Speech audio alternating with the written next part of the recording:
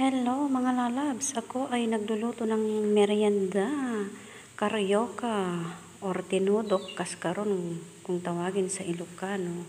Hintayin natin mag-melt mabuti ang kanyang sugar. Ayan, malapit na. Malapit ko nang hanguin. Ito ay linagyan ko ng hinog na langka sa loob. Ito ang aking tira na naglagay. So, ito na. Hinango ko na siya.